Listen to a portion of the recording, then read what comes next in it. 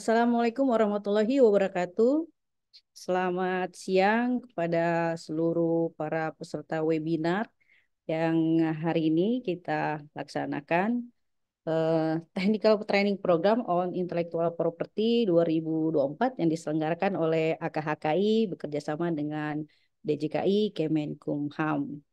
Eh, Terima kasih para peserta yang sudah hadir di acara webinar ini dengan tema efektivitas dan standar perlindungan rahasia dagang bagi pelaku usaha. Pertama-tama saya hormati Ketua Umum AKHKI Bapak Dr. Suyud Margono, SHM FCI ARB, dan beserta jajaran pengurus AKHKI. Dan juga saya hormati Bapak narasumber, yaitu Bapak Sahroni, SSI, selaku Sekretaris Tim Kerja dan Sertifikasi dan Pemeliharaan Paten, serta rekan-rekan konsultan Haki yang saya hormati dan peserta webinar dari masyarakat umum dan konsultan HKI. Baik, acara Technical Training Program on Intellectual Property 2024 ini diselenggarakan oleh AKHKI yang didukung oleh DJKI Kemenkumham dengan judul Efektivitas dan Standar Perlindungan Rahasia Dagang bagi Pelaku Usaha. Nah, nanti di sini kita akan membahas ya bagaimana perlindungan terhadap rahasia dagang, apa saja yang dimaksud objek dari rahasia dagang dan bagaimana cara perlindungannya. Nah, sebelum kita memulai acara, mari kita menyanyikan lagu kebangsaan Indonesia Raya terlebih dahulu. Ya, baik. Acara selanjutnya pembacaan kata sambutan dari Ketua Umum AKHKI Bapak Dr. Suyud Margono, SHM FCI ARB, yang nanti selanjutnya diikuti dengan penyerahan plakat dan foto bersama. Untuk waktu dan tempat kami persilahkan kepada Bapak Suyud. Terima kasih Bu Moderator, Bu Reni Sunarti. Assalamualaikum warahmatullahi wabarakatuh. Salam Waalaikumsalam. sejahtera bagi kita semua. Selamat siang. Yang terhormat di sini yang hadir ada Ibu Sekjen AKKI, Bu Olga Santoso. Tentunya Bapak narasumber, Bapak Seroni. Terima kasih atas kehadiran dan waktunya juga. Informasinya Sama-sama, Pak. kurang sehat, tapi alhamdulillah Bapak bisa bergabung untuk memberikan, sharingkan terkait dengan topik kita yaitu efektivitas dan standar perlindungan rahasia dagang bagi pelaku usaha dalam technical training program on IP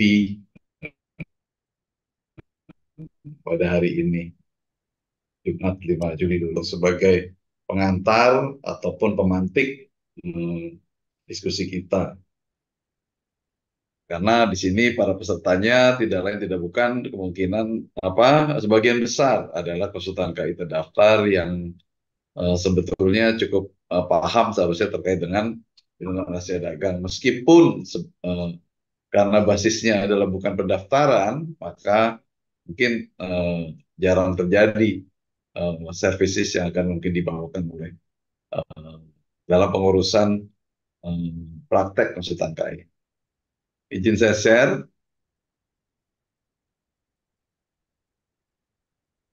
Tentu karena menyangkut profesi konsultan KI, dalam opening speech ini juga topiknya adalah dinamika konsultan KI intelektual dalam perlindungan dan pemanfaatan rahasia dagang.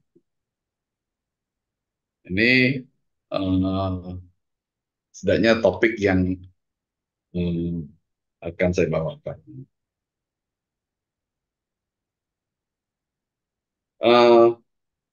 Tentu diskusi outline discussion di sini pertama terkait dengan pengertian lingkup perlindungan dan kepemilikan rahasia dagang itu sendiri setidaknya apa, meskipun nanti akan disampaikan oleh Pak Darwin itu sendiri, masalah-masalah kontraktual dan posisi konsultan KI intelektual dalam perlindungan dan pengelolaan rahasia dagang, Selanjutnya, discussion issue terkait dengan upaya proteksi dan menjaga rahasia dagang bagi pelaku usaha.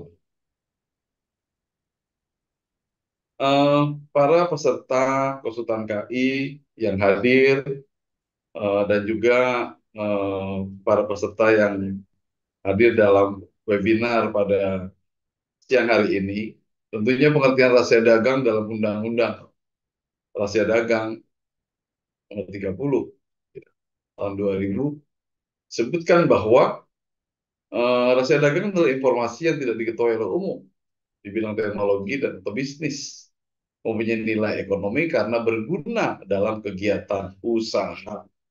Ya. Berguna dalam kegiatan usaha. Dijaga kerahasiaannya oleh pemiliknya.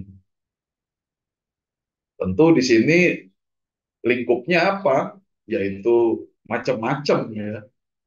Mohon di undang-undang mencoba dideskripsikan berupa metode produksi, pengolahan, metode penjual, ataupun informasi lain di bidang teknologi dan atau bisnis. Mungkin secara konkret yang sederhana saja bisa saja berupa resep, formula, proses produksi, mungkin daftar klien ataupun rencana publikasi berupa pemasaran. Yang keseluruhannya adalah memiliki nilai ekonomi atau economic value bagi pemiliknya. Tidak diketahui oleh masyarakat umum, ya artinya memang itu konfidensial, dalam arti dijaga dengan patut.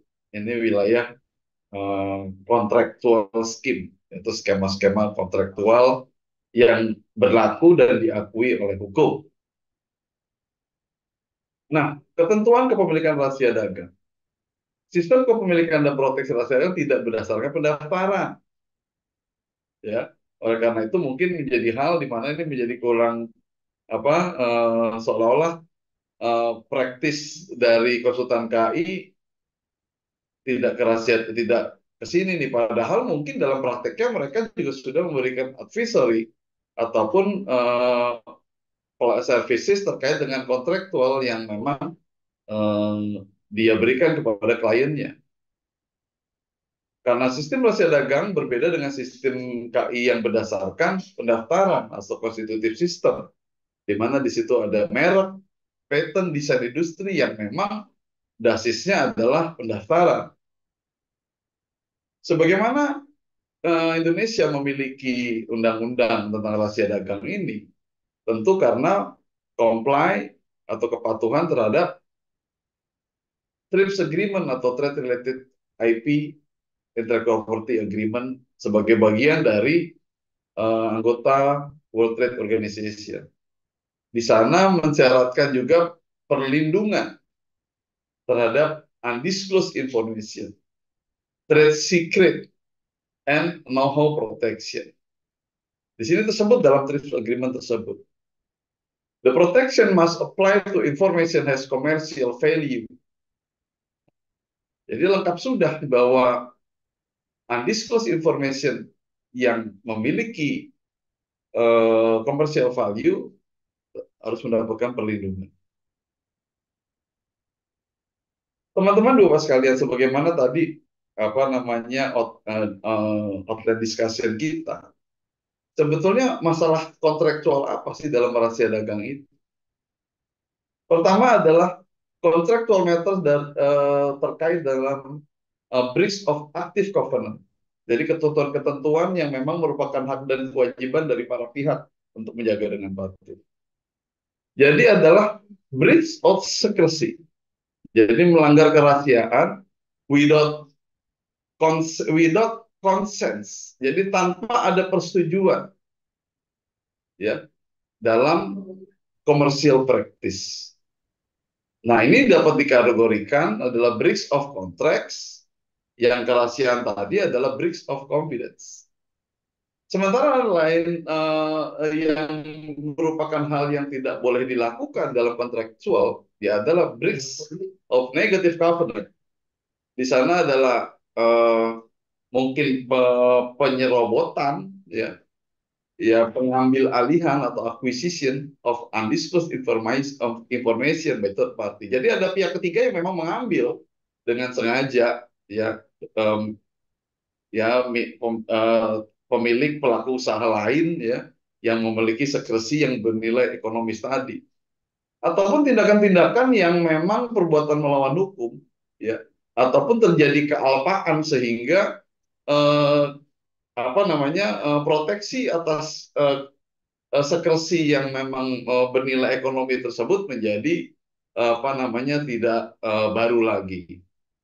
Namun sebagai catatan di sini, jadi di perjanjian tersebut, di kontrak tersebut harus memiliki containing provision on undisclosed. Jadi eh, eh, memang informasi yang memang tidak dibuka.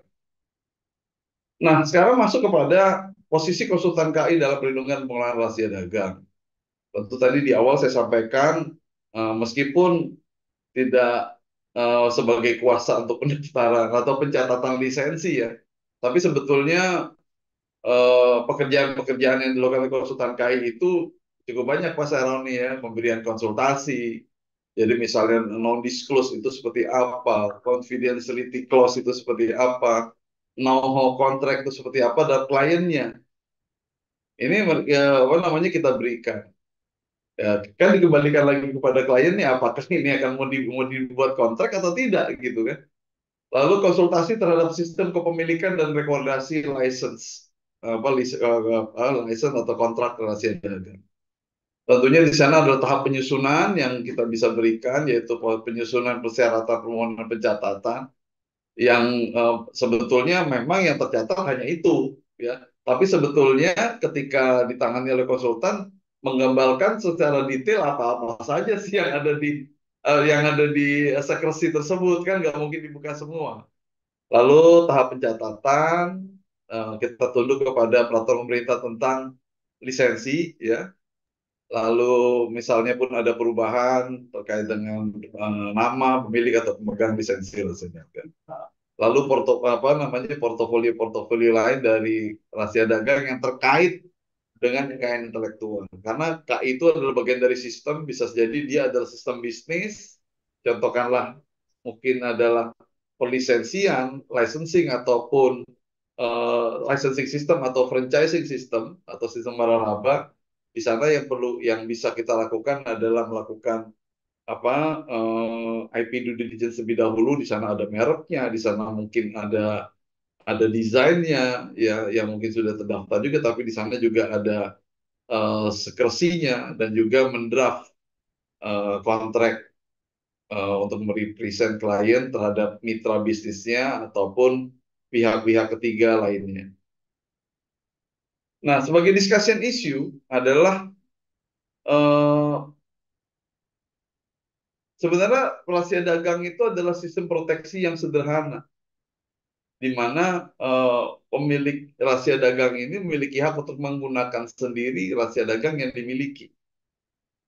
Itu eksklusivitas yang dimiliki. Lalu juga dapat memberikan lisensi atau melarang pihak lain untuk menggunakan rahasia dagang tersebut. Lalu dalam penegakan hak eksklusif tersebut, jika terjadi penggunaan atau pengungkapan informasi rahasia oleh pihak ketiga atau pihak komersial, maka inilah peristiwa terjadinya pelanggaran. Selain itu tadi sudah kita bahas juga atau diskusikan juga terkait dengan bahwa pemegang rahasia dagang ataupun penerima lisensinya dapat eh, pula untuk melakukan tindakan hukum, baik itu secara perdata maupun upaya-upaya pidana. Nah, ini dimungkinkan untuk itu. Nah, sebagai penutup, ya dinamika praktek bisnis dan contoh kasusnya, ya kenyataannya masih ada singgungan antara sistem paten dan sistem rahasia dagang. Mungkin nanti bisa dijelaskan oleh Pak Saroni juga bahwa memang contradicting ya, singgungan yang contradicting. Di satu sisi dibuka, ya satu sisi ini mau sebatas mana ini? Ya. Ketika dibuka, apakah ada perlindungan pemegang pengguna lebih dulu? Ini yang sekarang lagi dibahas itu rencana permennya. Ya, telah diketahui lebih dahulu. Nah, mengungkap informasi bisnis tentu di sini adalah merugikan pelaku usaha. Nah, sebatas mana di sini? Lalu pemahaman rahasia dagang dengan rahasia perusahaan ini berbeda. yang pihak apa namanya, yang pihak yang mungkin IP mindset bahwa ini melanggar sekresi, yang dimana itu adalah intellectual property. Sementara dari pihak defendant, oh ini sebetulnya rahasia perusahaan yang sudah menjadi bukan rahasia lagi, menjadi informasi publik. Tapi di sini bagi pelaku usaha, rahasia dagang merupakan valuable asset. Sering menimbulkan ketidakadilan bagi pemilik informasi yang tidak dibuka tersebut. Maka belajar dari contoh kasus yang cukup populer, saya kira ini ada diskursus mengenai apa pelanggaran rahasia dagang yang sebetulnya apakah ini perjanjian kerja atau perjanjian apa,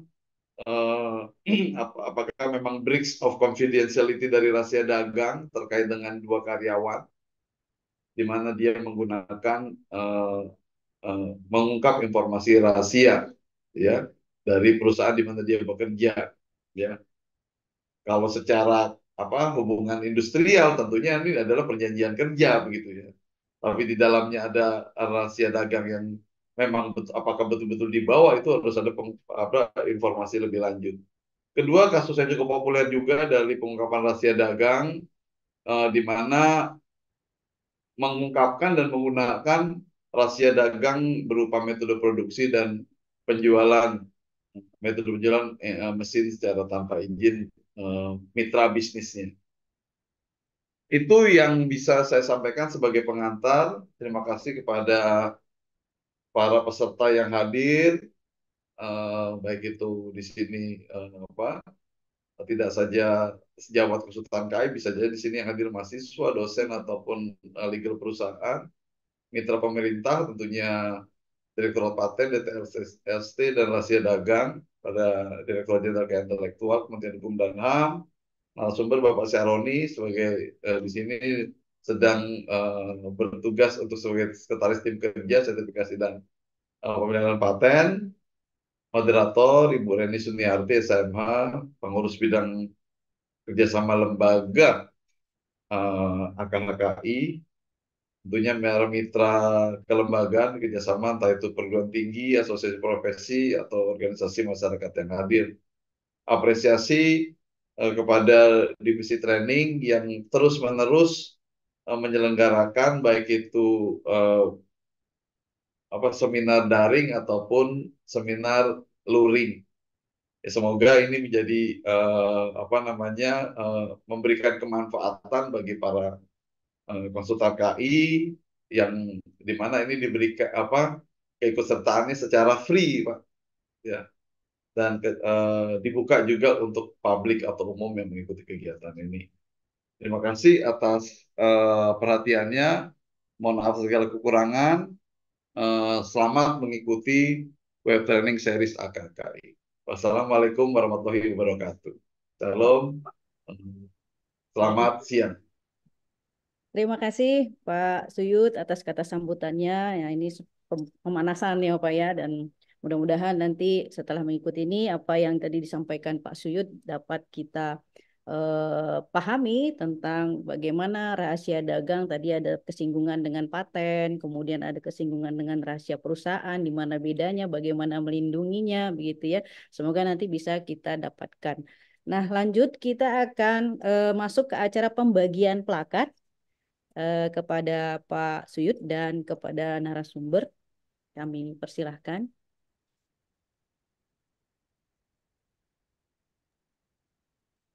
Ibu Olga, silakan Ibu. Baik, Apa bisa ditampilkan plakatnya?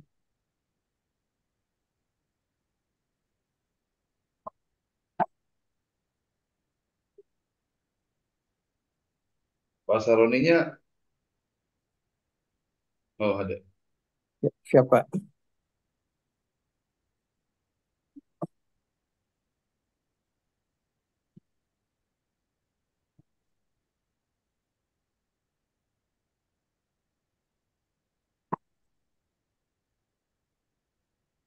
ya kita mohon menunggu sedikit ya untuk ditampilkan plakatnya.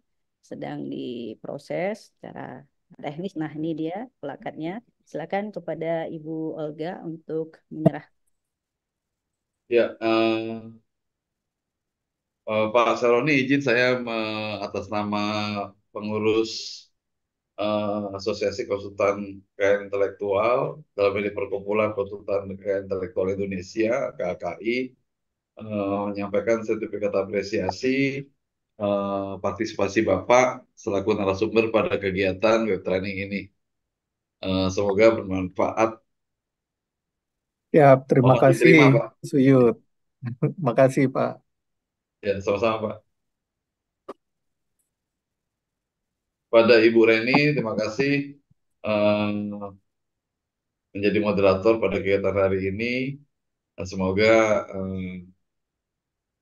berkenan, mohon diterima, sukses selalu untuk Ibu dalam pekerjaan. Amin. Terima kasih, Pak. Sama-sama, Bu. Terima kasih.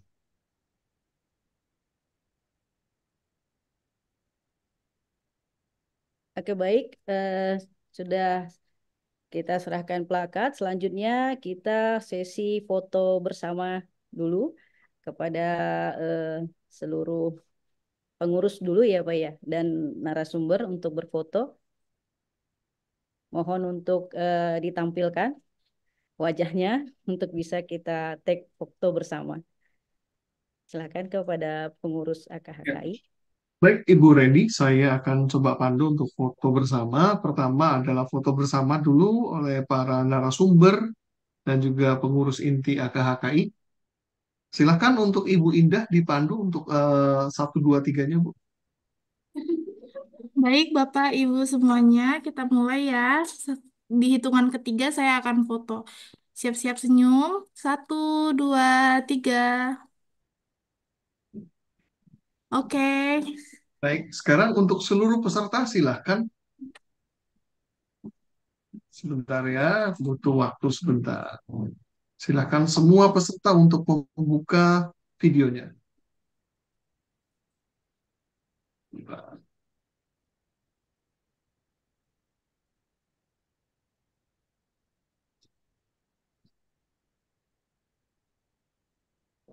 Baik, Ibu Indah, silakan dipandu kembali, Ibu Indah. Maaf, Pak, ini partisipannya nggak kelihatan semua sih. Oh ya, oke, baik. Saya akan coba bantu. Mohon maaf sebentar ya kalau ada kesalahan teknis. Saya akan foto untuk Bapak Ibu sekalian. Mohon maaf karena di sini tidak ada panduan Bapak Ibu ada di halaman keberapa. Jadi mohon ditahan senyumnya hingga berakhirnya sesi foto ini. Saya akan mulai dari halaman pertama. Sebentar. Ditahan senyumnya Bapak Ibu. Oke, saya ulang sekali lagi. Bentar.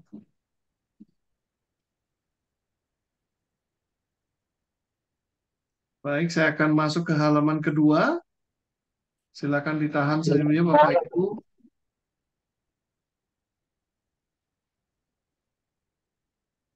Baik, sudah selesai. Terima kasih. Saya kembalikan ke moderator. Baik, terima kasih. Tiba kita masuk ke intinya ya, pemaparan materi oleh narasumber kita pada pertemuan kali ini adalah Bapak Syahroni, SSI, dengan jabatannya Sekretaris Tim Kerja Sertifikasi dan Pemeliharaan Paten yang akan memberikan pemaparan materi dalam kurun waktu kurang lebih 45 menit ya Pak ya. Ini dikasih waktu dari panitia 45 menit ke depan. Yang selanjutnya dilanjutkan dengan sesi tanya jawab peserta dan para konsultan HKI yang ingin mengajukan pertanyaan, dan kami sudah mengirimkan link untuk mengajukan pertanyaan yang ada di inbox pesan ya, silahkan diisi. Nanti kami akan bacakan pada saat sesi tanya jawab. Nah, sebelum masuk ke pemaparan oleh Pak Saroni, izin saya bacakan PT-nya dulu ya, Pak. Baik, Pak Saroni lahirnya di Ujung Pandang, ya orang Ujung Pandang ya, Pak. Tanggal 3 November tahun 73. Jabatannya di DJKI adalah analis kebijakan ahli muda ya pada Direktorat Paten, DTLST dan Rahasia Dagang, Direktorat Jenderal Kekayaan Intelektual, Kementerian Hukum dan HAM. Pendidikan beliau S1 Statistika Institut Pertanian Bogor di Bogor, kemudian S2-nya di Magister Manajemen Universitas Pamulang. Nah, karir beliau di DJKI dari 2006, staf di Direktorat Teknologi Informasi, 2019 Kepala Seksi Pemeliharaan Mutasi dan Lisensi, dan 2021 Analis Kebijakan Ahli Muda. Ya.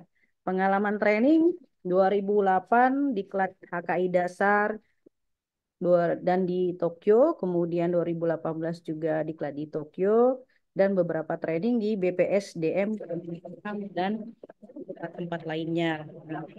Narasumber ini ya di Diklat Konsultan HKI, beberapa perguruan tinggi ada di Universitas Teknokrat Bandar Lampung, Universitas Nahdlatul Ulama Surabaya, Universitas Jenderal Sudirman, Universitas Sambal dan lainnya. Juga narasumber di beberapa litbang atau lembaga lainnya seperti LIPI, BRIN, BSN, Asosiasi Crop Care Indonesia, Kementerian SDM, Lemigas, Tekmira, dan lainnya. Juga memberikan narasumber, juga sebagai narasumber di Kanwil Kemenkumham ya, hampir seluruh provinsi ya Pak ya. Nah, beliau juga memiliki karya tulis yaitu novel, anatologi kumpulan cerpen, dan modul pemeliharaan paten corporate University Kemenkumham.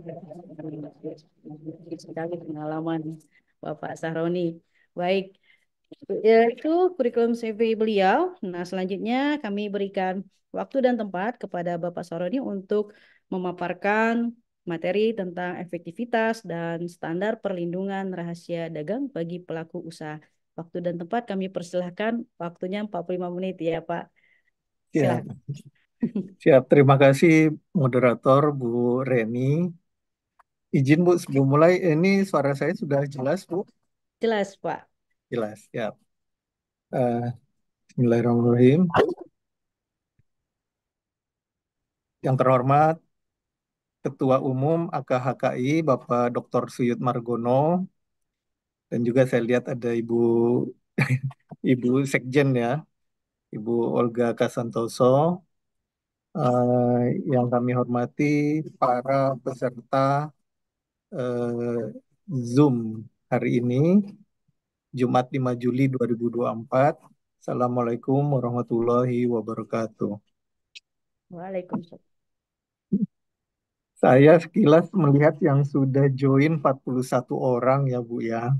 Dan saya lihat nih, aduh, konsultan-konsultan senior nih mayoritas. Tadi sudah disebut oleh Pak Ketua Umum bahwa mungkin juga dari segi apa sudah eh, paham ya, banyak yang sudah paham nih. Jadi saya izin Pak, kalau saya hari ini sebagai narasumber, izin mungkin sharing ya Pak ya, mungkin nanti ada, justru saya mungkin belajar nih dari para konsultan senior. Baik, izinkan saya memulainya. Pertama dari dasar hukumnya, yaitu Undang-Undang Nomor 7 Tahun 1994 tentang pengesahan persetujuan pembentukan Organisasi Perdagangan Dunia, yaitu WTO, di mana kita sudah meratifikasinya ya. Itu antara lain mengamanatkan juga ratifikasi Undang-Undang HAKI, antara lain rahasia dagang. Sehingga pada tahun 2000 itu terbentuklah ya, terbit Undang-Undang Nomor 30 Tahun 2000 tentang rahasia dagang. Yang ini yang kami dapat ceritanya juga apa memang upayanya luar biasa dari kita semua untuk terbitnya undang-undang ini. Terutama undang-undang ini terbit juga dari, kalau nggak salah, Ketua Dewan Penasihat AKHKI ya Pak ya, Bu, Ibu Profesor Cita Citrawinda. Beliau ikut membidani istilahnya lahirnya undang-undang ini. Jadi begitu paham tentang undang-undang ini. Dan sampai sekarang undang-undang ini pun belum eh, belum ada undang-undang yang baru, belum digantikan. Sudah 24 tahun.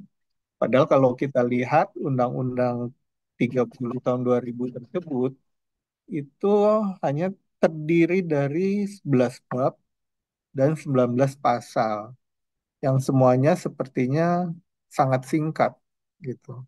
Bahkan aturan turunannya pun belum, yang akhirnya juga kita persiapkan ya aturan turunan. Sedangkan untuk lisensi memang ada PP yang ini di bawahnya tuh PP nomor 36 tahun 2018 tentang pencatatan perjanjian lisensi kekayaan intelektual, istilahnya sapu jagat. Jadi dari undang-undang yang berbeda, tapi PP pencatatan perjanjian lisensinya tidak masing-masing. Jadi di sana ada lisensi merek, lisensi paten, dan termasuk lisensi rahasia dagang. Kita mulai dari pemahaman pengertian rahasia dagang. Ya. Jadi memang tadi pemantik, istilahnya pemantik dari Pak Dr. Suyut tadi bahkan sangat lengkap ya, sudah termasuk kasus saya lihat, sudah termasuk kasus, contoh, dan tadi ada menyinggung juga paten dan rahasia dagang ya Pak ya, tentang know-how dan sebagainya.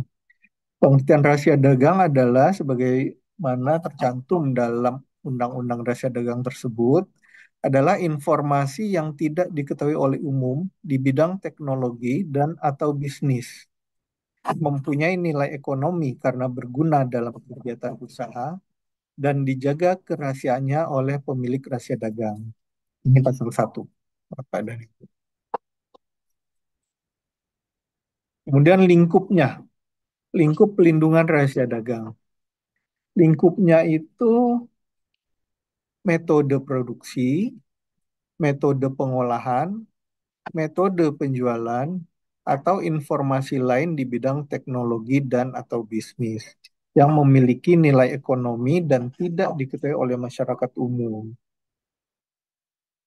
Namun dalam prakteknya sehari-hari, termasuk yang konsultasi ke kami untuk mencatatkan baik itu rahasia dagangnya ataupun lisensi dan juga pengalian hak, itu pada umumnya masyarakat itu lebih ke metode produksi.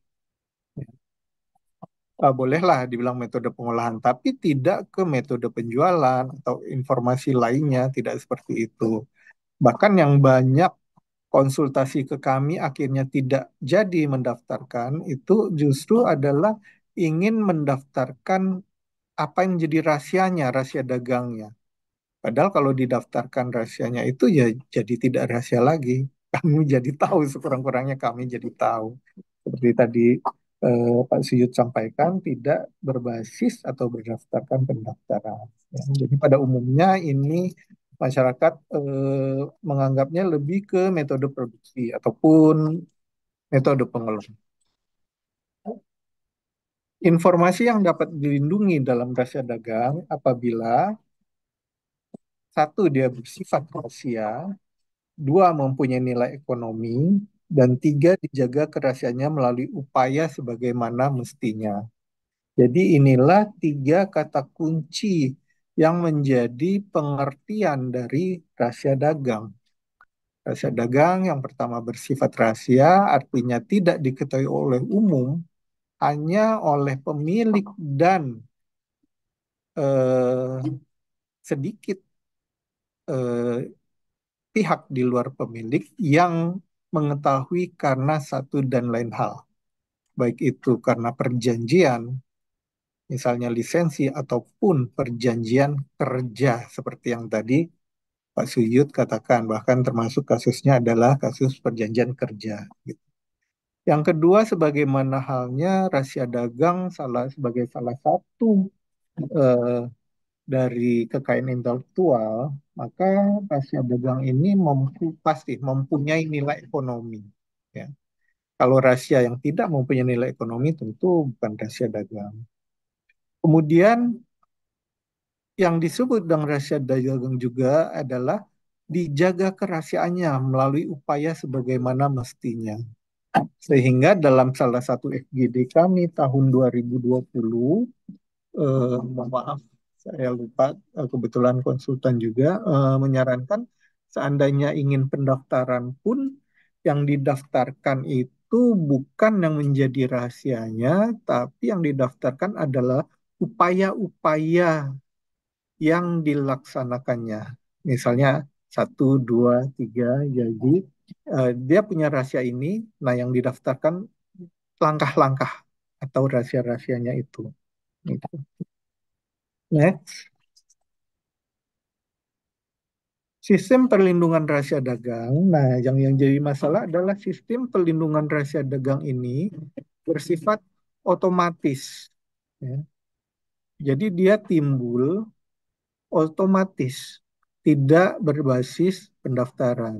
Jadi anggaplah seperti hak cipta. Ya. Jadi tidak ada pendaftaran, tapi bagaimana upaya menjaga kerahasiaan secara patut. Nah, itulah yang akhirnya waktu itu pernah ada masukan bagi kami. Kalau seandainya pun didaftarkan, yang didaftarkan adalah upaya-upaya secara layak dan patutnya tersebut. Masa perlindungannya adalah terbatas sepanjang masih menjadi rahasia. Kemudian hak pemilik rahasia dagang. Ini hampir sama dengan eh, hak pemilik kekayaan intelektual lainnya, yaitu yang pertama menggunakan sendiri. Yang kedua adalah memberikan lisensi ataupun izin kepada pihak lain, baik itu lisensi yang bersifat eksklusif maupun lisensi non-eksklusif. Ini juga sama dengan KI yang lain, melarang pihak lain menggunakan atau mengungkapkan rahasia dagang itu kepada pihak ketiga untuk kepentingan yang bersifat komersial. Kemudian, rahasia dagang bisa dialihkan, yaitu melalui pewarisan, hibah, perjanjian tertulis, sebab-sebab lain yang dibenarkan oleh peraturan perundang-undangan. Namun, pengalihan hak yang tidak dicatatkan di kami, di Ditjen Kekayaan Intelektual, itu tidak mengikat pihak ketiga. Selain pengalihan hak, komersialisasinya adalah lisensi atau memberikan izin, ya. Di mana lisensi ini adalah izin yang diberikan oleh pemegang hak rahasia dagang kepada pihak lain melalui suatu perjanjian berdasarkan pada pemberian hak, bukan pengalihan hak untuk menikmati manfaat ekonomi dari suatu rahasia dagang yang diberi pelindungan dalam jangka waktu tertentu dan syarat tertentu. Mohon maaf sebelumnya, sebelum saya melanjutkan, saya mengambil tema mungkin agak beda dengan yang tema yang efektivitas seperti itu ya Bu ya. Tadi temanya apa yang ekonomi, saya mengambil secara umum Bu, izin perlindungan hukum rahasia dagang. Saya mengambil tema seperti itu. Kemudian pemilik hak rahasia dagang memberikan lisensi untuk menggunakan rahasia dagang kepada pihak lain untuk kepentingan yang bersifat komersial. Pencatatan lisensi rahasia dagang. Pencatatan lisensi rahasia dagang pada DJKI dengan syarat dan biaya tertentu. Ini seperti saya sebutkan tadi, sebenarnya sudah diatur di PP nomor 36 tahun 2018 tentang pencatatan perjanjian lisensi KI. Perjanjian lisensi rahasia dagang yang tidak dicatatkan pada DJKI tidak mempunyai akibat hukum terhadap pihak ketiga. Nah, ini sama seperti perjanjian lisensi KI yang lain, merek, paten, dan lainnya. Jadi kalau tidak dicatatkan di kantor kami, itu tidak mempunyai akibat hukum terhadap pihak ketiga. Pencatatan akan diumumkan pada berita resmi rahasia dagang. Contoh, pencatatan perjanjian lisensi rahasia dagang ada di halaman berikutnya. Nah, ini sudah banyak ya. Lisensi 3 kalau nggak salah. Sudah 3. Yang banyak adalah pengalihan hak kalau nggak salah, pengalihan. Terus yang diatur di undang-undang juga pelanggaran rahasia dagang. Apa atau bagaimana sesuatu dianggap melanggar dari rahasia dagang itu? Yang pertama, dengan sengaja mengungkapkan rahasia dagang. Yang kedua, pihak yang bersepakat, misalnya perjanjian lisensi, ataupun, nah ini bisa juga bukan perjanjian lisensi, tapi dengan karyawan. Jadi perjanjian kerja, tadi makanya termasuk, itu termasuk pelanggaran juga. Tapi perjanjian kerja tidak dicatatkan di kantor kami. Perjanjian yang dicatatkan di kami adalah perjanjian lisensi. Namun perjanjian kerja biasanya juga mengatur misalnya dilarang membocorkan begini-begini. Ya itu namanya kalau dia membocorkan itu melanggar rahasia dagang juga karena dia mengingkari kesepakatan. Tapi bukan perjanjian lisensi melainkan perjanjian kerja antara pemilik perusahaan atau pemberi kerja dengan yang bekerja. Kemudian sesuatu disebut melanggar rahasia dagang juga adalah mengingkari kewajiban tertulis atau tidak tertulis untuk menjaga kerahasiaan. Ini baik yang penerima lisensi ataupun perjanjian kerja. Kemudian dia memperoleh atau menguasai rahasia dagang yang bukan miliknya. Jadi dia memang dengan cara curang istilahnya. Jadi memang eh, si pemilik pun sebenarnya tidak memberikan rahasianya itu, tapi dia memang mencari-cari dengan caranya sendiri sehingga dia akhirnya mendapatkan eh, yang menjadi rahasia itu. Kemudian mengenai biaya itu sudah diatur di PP nomor 28 tahun 2019 tentang PNBP di lingkungan eh, Kemenkumham. Ya. Pencatatan pengalihan hak rahasia dagang untuk UMK itu 200.000 per permohonan, untuk umum 400.000. Sedangkan pencatatan perjanjian lisensinya untuk UMK 150.000, untuk umum 250.000. Data yang di kami, Bu, seperti tadi saya sebutkan, oh maaf, yang lisensi emang banyak ya, yang pengalihan hak nih. Eh, Pencatatan pengalihan hak rahasia dagang itu 3 permohonan. Sebenarnya 3 permohonan ini maksudnya adalah yang kami catatkan, yang kami setujui. Permohonan sebenarnya ada 4, 1 kami tolak. Maaf Bu, halaman berikutnya Bu.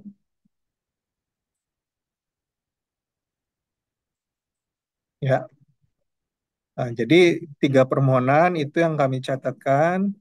Eh, Boleh baliknya Bu, sebelumnya.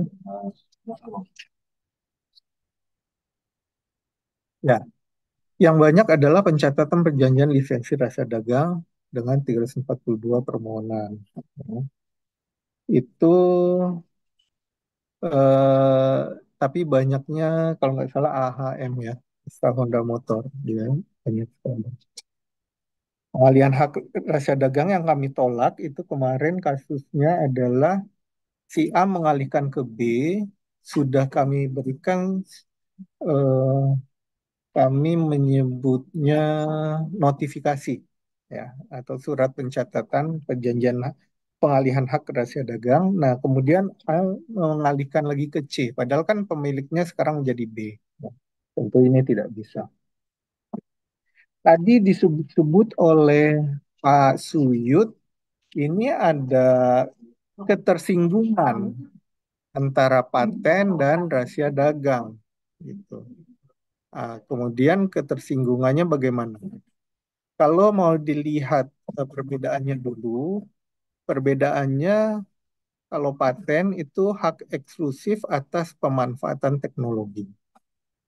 Sedangkan rahasia dagang ini adalah segala informasi yang bersifat rahasia. Nah, ini juga tadi disebutkan ketersinggungan gitu.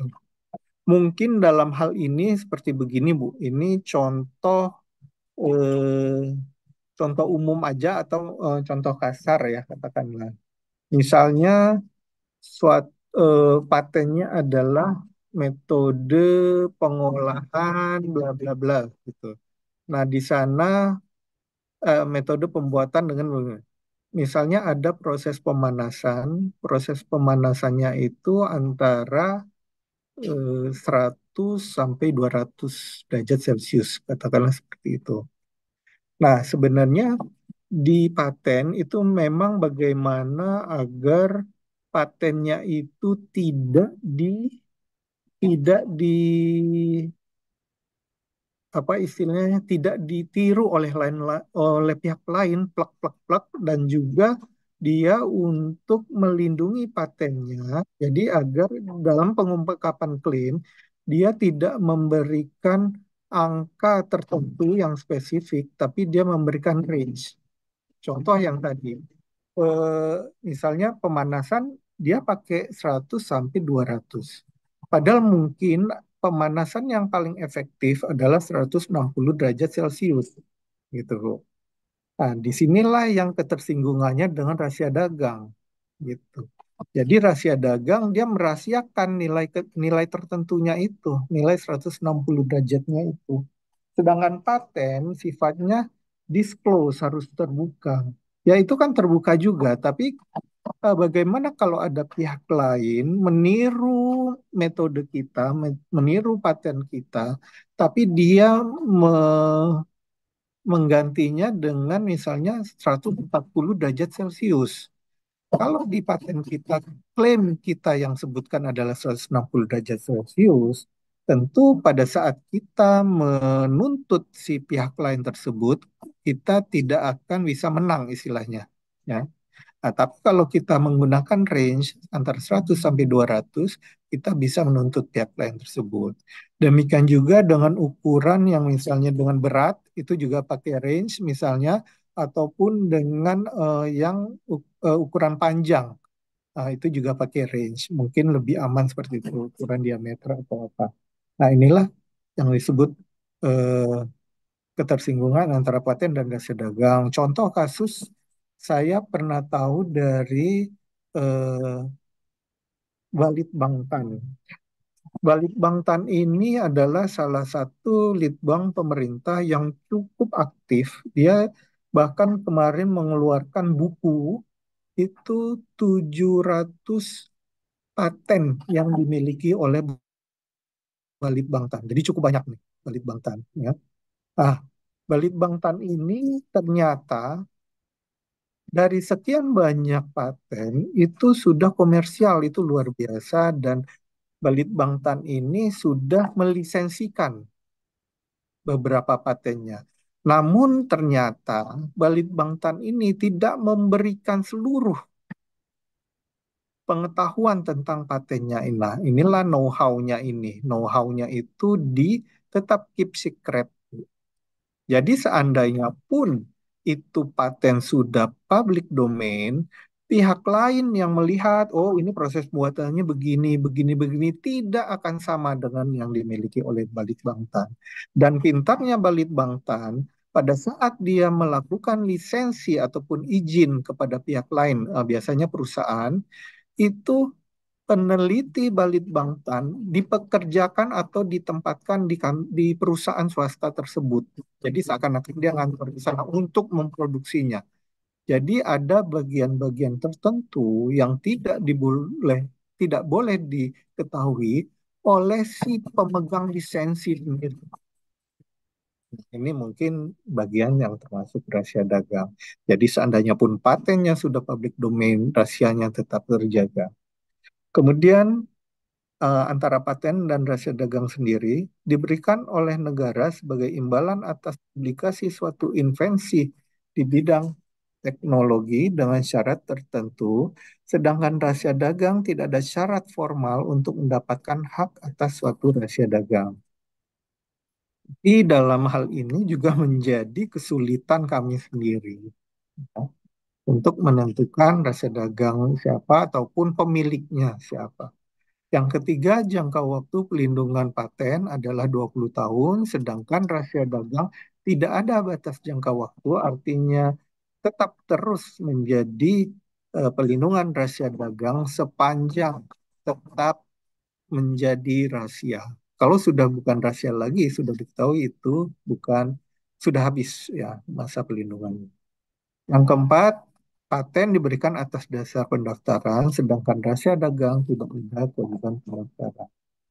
Nah, mungkin ini yang terakhir, Bapak, Ibu, peserta seminar. Tadi, kalau mau dikaitkan dengan tema tadi ya, Bu, ya, efektivitas dan standar bagi pelaku usaha, kita coba lihat contoh sukses rahasia dagang. Yang sudah sukses sekali kita lihat di contoh internasional, yaitu ini Coca-Cola dan juga KFC. Ya. Coca-Cola itu formula minuman berkarbonil yang terkenal telah memiliki resep rahasia lebih dari 125 tahun. Saat ini resepnya disimpan dalam sebuah rumah di World of Coca-Cola di Amerika, dan Coca-Cola membatasi akses atas formula tersebut, hanya mengizinkan beberapa orang eksekutifnya saja. Jadi ini adalah upaya-upaya patut dari Coca-Cola agar kerahasiaannya tetap terjaga. Jadi mungkin istilahnya resep inti itu dijaga. Kemudian KFC. Sekitar 70 tahun lalu, Kolonel Harlan Sanders menciptakan resep KFC dengan 11 bumbu rahasia dan masih digunakan resep yang sama sampai saat ini. Saat ini resep asli disimpan di tempat yang aman di Kentucky dan hanya orang-orang terpilih yang mengetahuinya. Halaman terakhir adalah contoh sukses rasa dagang milik lokal Indonesia, yaitu apa, Bapak Ibu? Yaitu Indomie, di mana Indomie adalah disebut-sebut sebagai mie instan terlezat di dunia. Tapi ternyata memang benar, Bapak Ibu. Kalau kita coba mie instan dari negara-negara tetangga kita, itu aduh beda jauh. Demikian juga dari Jepang ataupun Cina sekalipun yang terkenal dengan mie-nya, itu beda jauh. Ini diluncurkan tahun 72 dengan rasa Indomie ayam. Memiliki beberapa resep bumbu rahasia dan masih digunakan sampai saat ini. Mungkin misalnya ada pelaku usaha, bagi saya sarannya tuh antara lain misalnya gini, apa ya, ayam bakar, eh, boberek ya atau apa gitu, atau kita membuat apa restoran sendiri, contoh ayam atau apa.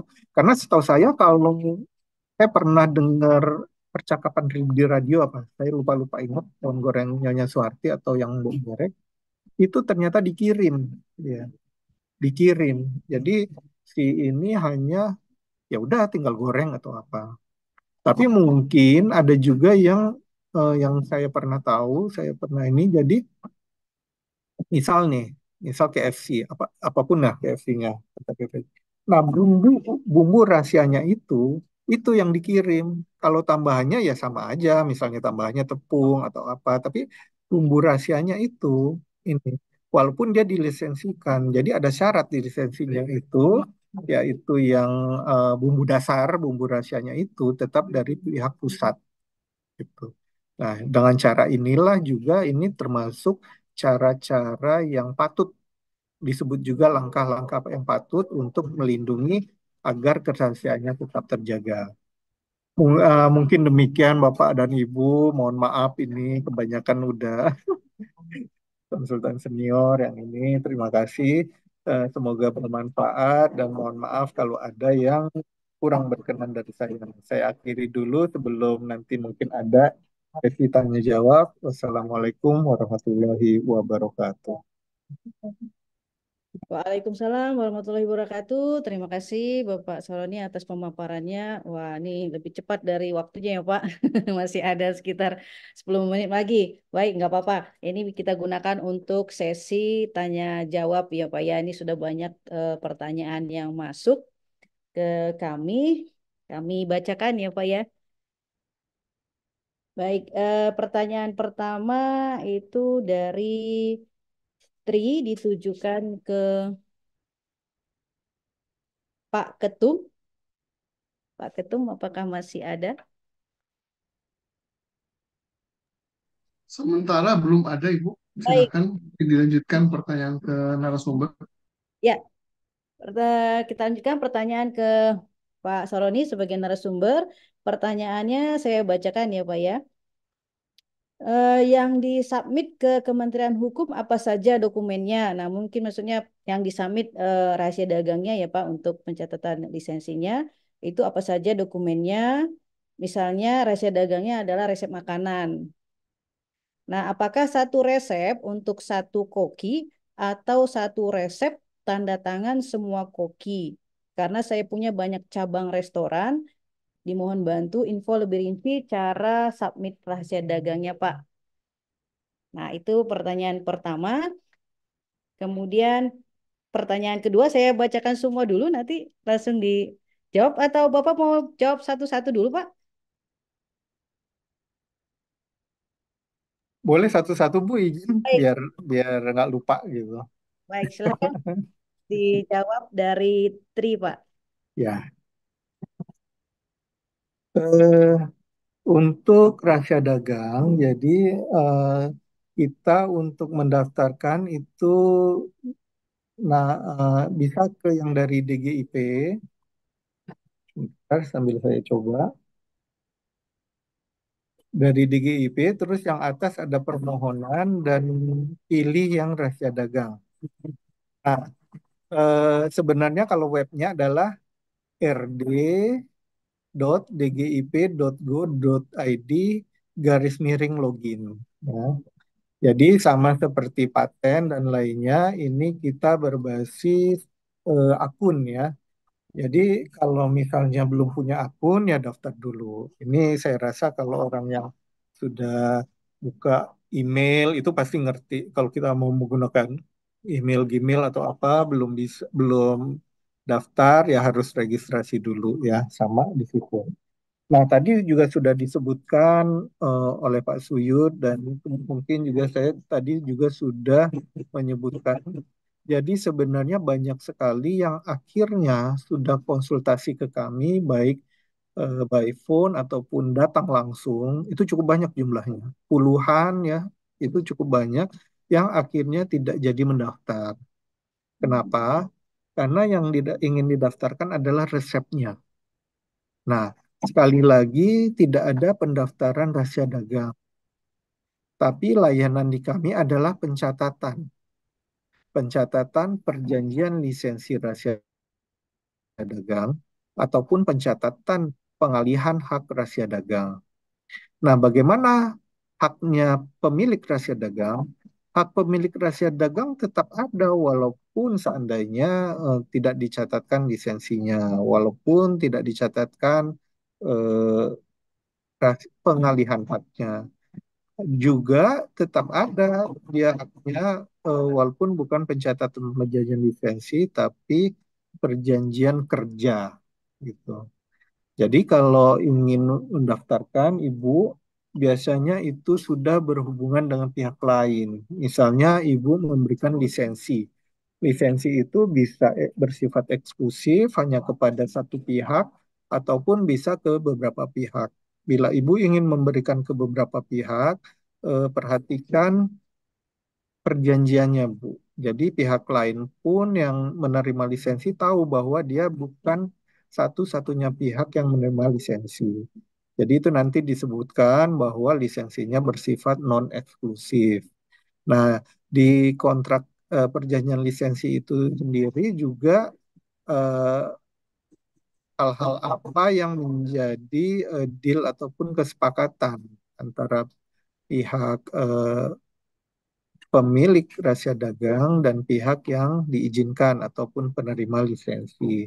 Nah, tadi seperti juga Pak Suyud katakan bagaimana ini layanan dari seorang konsultan haki ya.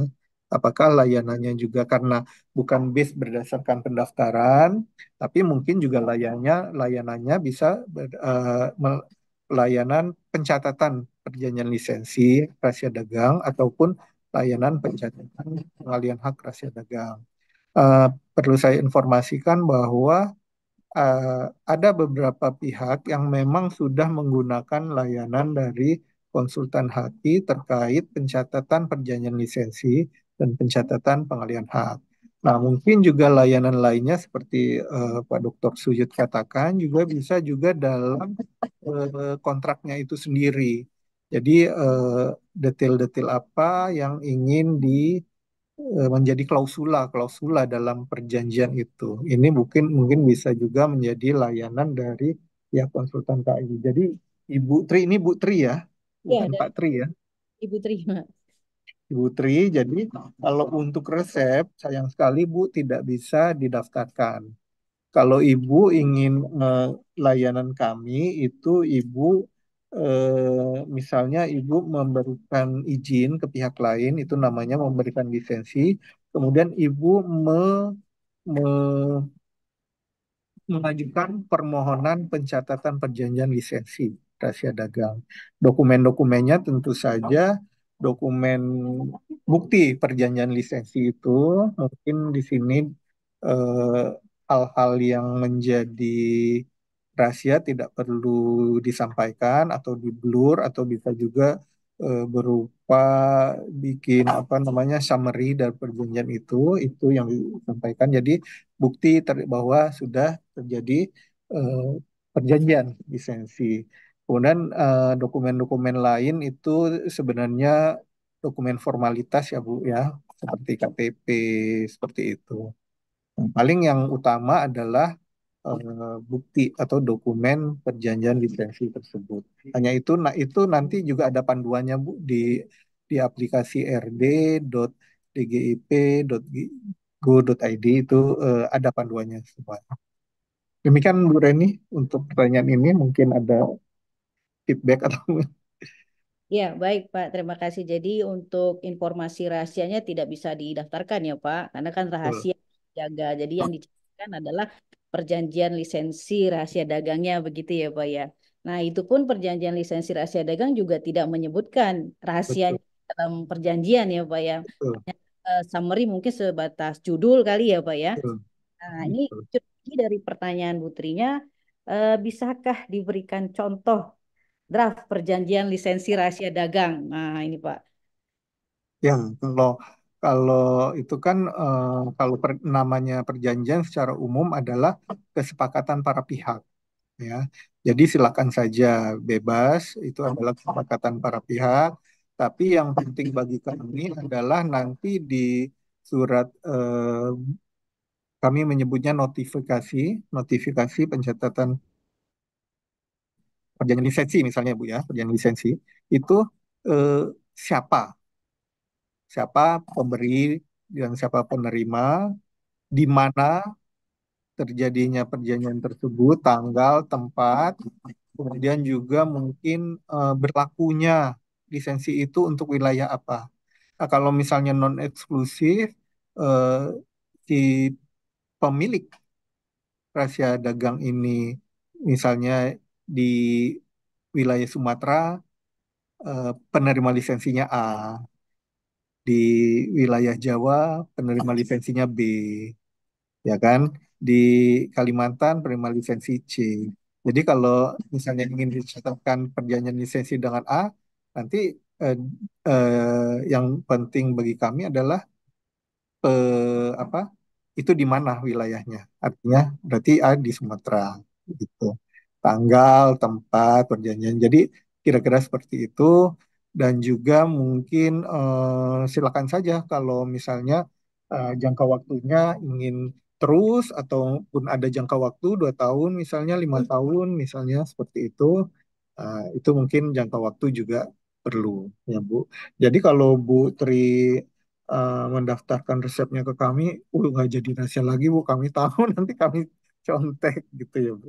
Demikian Bu Reni. Ya, Baik Pak, kalau dikasih tahu resepnya jadi tidak rahasia dagang lagi jadi ya Pak. nggak rahasia lagi. Jadinya Pak ya. Baik Bapak, terima kasih atas jawabannya nih. Semoga Ibu Tri sudah tercerahkan ya. Baik, kita lanjut pertanyaan selanjutnya dari Ibu Wiwin. Untuk Pak Soroni juga pertanyaannya pertama, bagaimana peran non-disclosure agreement dalam perlindungan rahasia dagang? Itu pertanyaan pertama. Yang kedua, bagaimana prosedur untuk mengidentifikasi adanya pelanggaran rahasia dagang di perusahaan?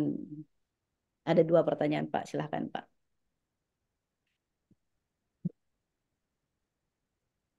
Ya, baik. non-disclosure rahasia dagang sama pelanggaran rahasia dagang terkait yang perusahaan ya Bu ya. Ya, cara Ah, mengidentifikasi. disclosure artinya pengungkapan ya Bu ya.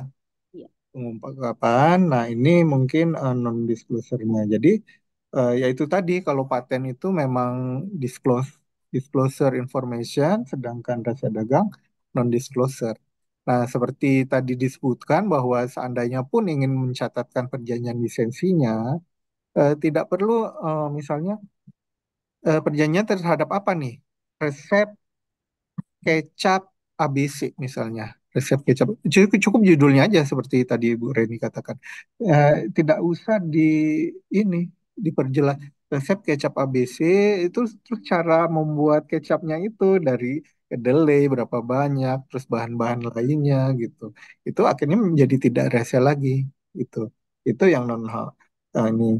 Bahkan yang tadi Pak Suyut katakan persinggungan tadi, bagaimana ini paten, ini rahasia dagang ya, ternyata yang non-disclosure-nya tadi bisa saja mengenai teknik tertentu, yang akhirnya teknik tertentu itu pengolahan, metode pembuatan atau apa itu menjadi paten, tapi ada yang tidak diungkapkan di situ gitu. Itu namanya know-how-nya ya. Jadi orang si pemilik paten membuat dengan metode tersebut diungkapkan secara jelas, secara detail, lengkap, tapi orang lain yang membuat itu hasilnya akan beda karena di sini ada know-how tertentu. Ya.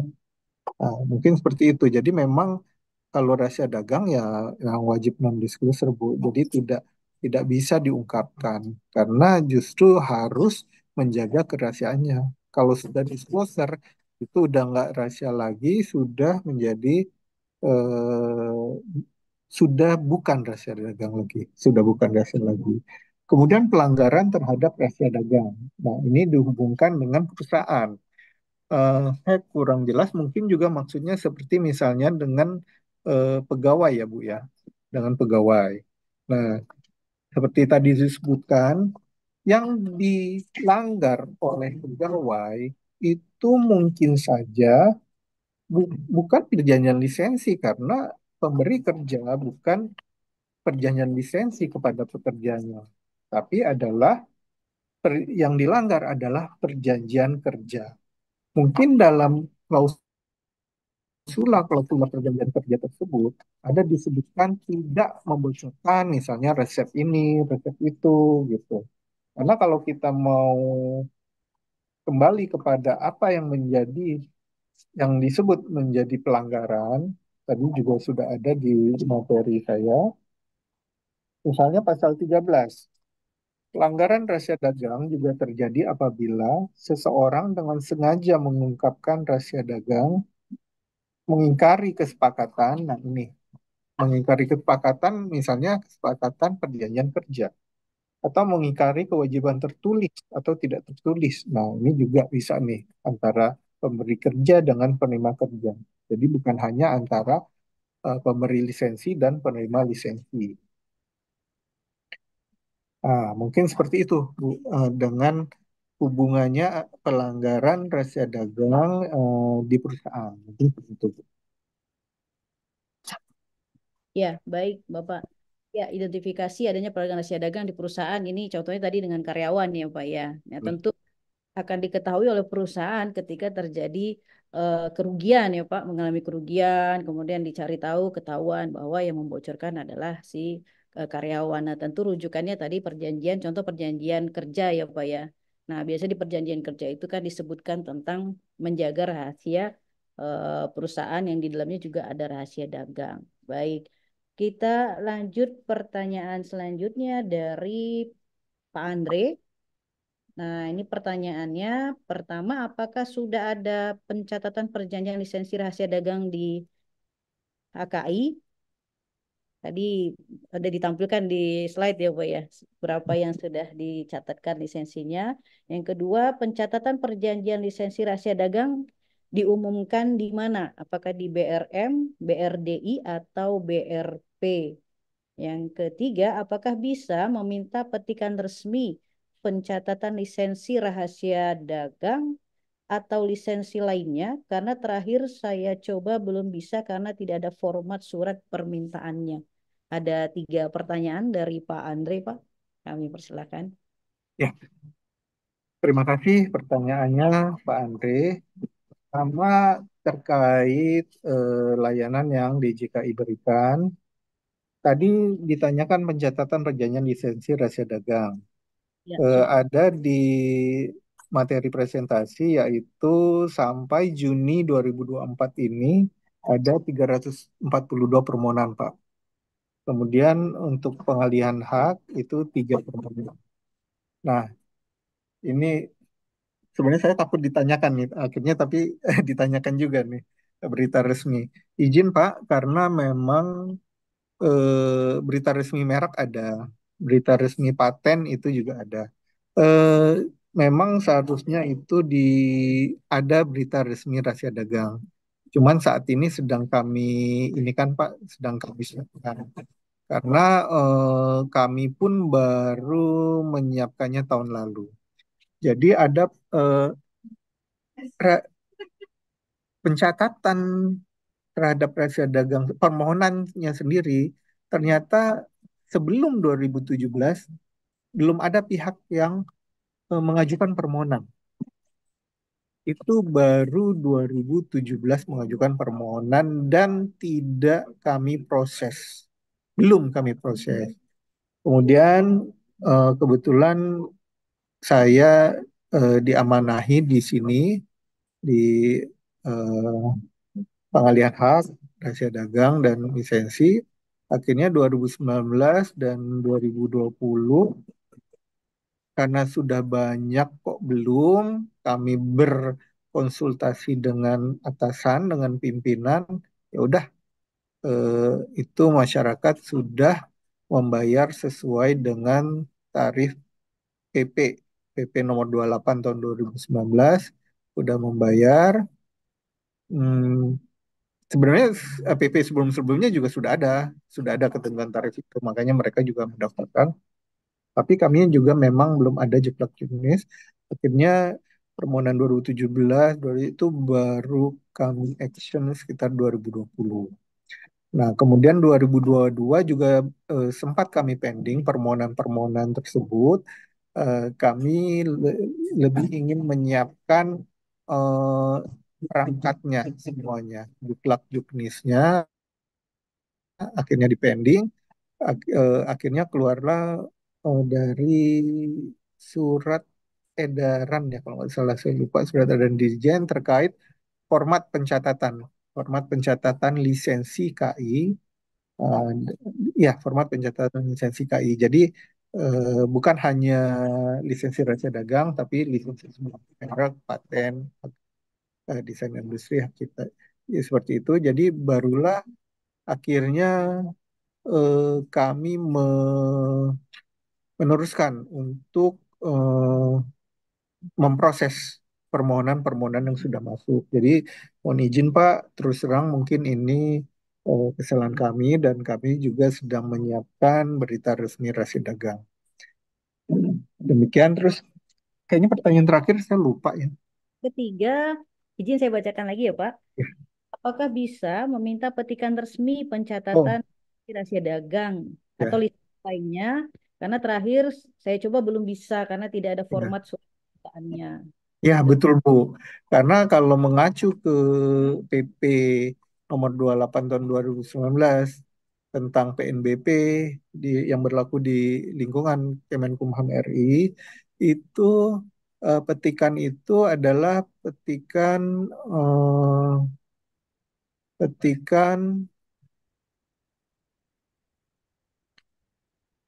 petikan sertifikat ya. Nah, petikan sertifikat gitu. Kalau sedangkan petikan perjanjian lisensi itu eh, belum diatur. Setahu saya karena eh, ini memang lain ya kalau yang bertanya ke konsultan ini saya kewalahan ini. Jadi betul Bu, jadi memang juga kekurangan dari DJKI itu belum, tapi setahu saya itu sudah dimasukkan ke tarif usulan PNBP yang baru. Jadi mudah-mudahan kalau misalnya ada PP, PP terkait PNBP yang baru yang menggantikan yang sekarang berlaku ini PP 28 2019 mungkin tarif itu akan sudah ada. Jadi saat ini belum ada lain itu karena belum ada tarifnya belum tercantum. Oke, Ini PR bagi DJKI, Bu. Ya, makasih. baik Pak. Namun sudah dipikirkan ya Pak ya. Semoga Sudah setahu saya kan karena saya juga masuk tim revisi PP, hmm, revisi tarif. Nah, itu saya kalau untuk petikan perjanjian lisensi paten dan jasa dagang sudah saya usulkan. Tapi kan saya hanya yang terkait paten rahasia dagang di TLST ya. Kalau yang merek kan beda lagi. Kebetulan saya Direktorat Paten. Itu, baik, Bu. tahun depan sudah bisa ya Pak, sudah muncul untuk I- pencatatan lisensi ya. Petikan resmi pencatatan lisensi rahasia dagang. Baik, semoga tercerahkan Pak Andre. Ketika pertanyaan berikutnya, waktu kita masih ada ya Pak.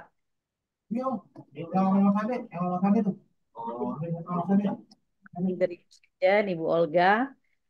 Pertanyaannya, di negara lain, rahasia dagang semakin digemari. Apakah ada kecenderungan demikian juga di Indonesia? Hanya yang menjadi masalah penyimpanan data di cloud system yang rentan bisa diretas pihak lain sehingga penyimpanan data rahasia dagang di cloud bisa berbahaya. Itu Pak. Silakan Pak. Ya, memang rasa dagang ini sudah menjadi apa ya, alternatif dari paten. Kenapa? Karena ya pelindungannya itu tadi, masa pelindungan.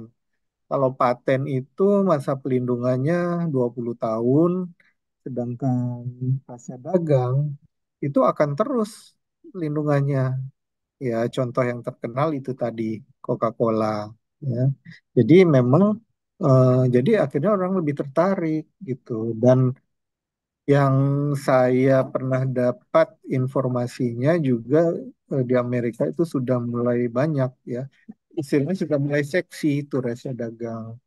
Bahkan seperti Elon Musk itu beliau tidak ingin mendaftarkan paten, lebih tertarik mendaftarkan rahasia dagang karena eh, kalau paten itu disclosure pengungkapan, oh nanti ditiru orang gitu. Jadi beliau lebih tertarik untuk ini rahasia dagang. Sedangkan kalau di Indonesia sepertinya masih orang masih awam ya secara umum terhadap KI gitu. Mungkin yang lebih aware bahkan di antara KI itu ke merek gitu. Walaupun nyebutnya paten, paten kurang, apalagi rahasia dagang.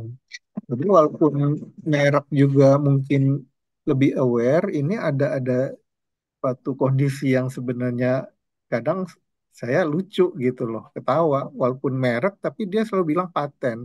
Daftarin paten belum keluar, daftarin paten belum keluar. Ngapain sih? Ya patenin merek gua katanya. Tolong dong di ini, lo kerja di ini. Gitu. Ya, Ternyata wait. bukan paten, Bu. Jadi ternyata yang didaftarkan adalah merek. Jadi pemahaman terhadap KI juga masih sangat kurang bahkan di lingkungan perguruan tinggi seperti mungkin tadi juga disebutkan saya juga pernah beberapa di perguruan tinggi di Universitas Airlangga di mana Eh, kemudian kemarin kegiatan prof itu di Universitas Tadulako Sulawesi Tengah. Jadi ternyata banyak yang belum paham bahkan di lingkungan inventor gitu.